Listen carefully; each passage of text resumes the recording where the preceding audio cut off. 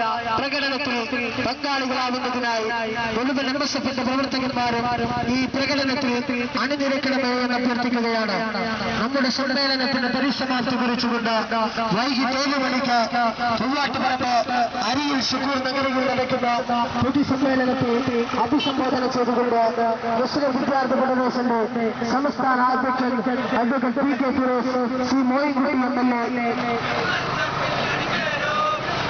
അയ്യപ്പൻ കോടോടെ തുടങ്ങിയ പ്രഗത്ഭരായ പ്രഭാഷകന്മാർ സംസാരിക്കുമ്പോൾ നിങ്ങളെ ഞങ്ങൾ കൃത്യമായി സ്വാഗതം ചെയ്യുകയാണ്, ക്ഷണിക്കുകയാണ്. വൈകിട്ട് 7 മണിക്ക് ചൊവ്വാട്ടുപറമ്പ് അരിയിൽ ഷുക്കൂർ നഗരത്തിലേക്ക്.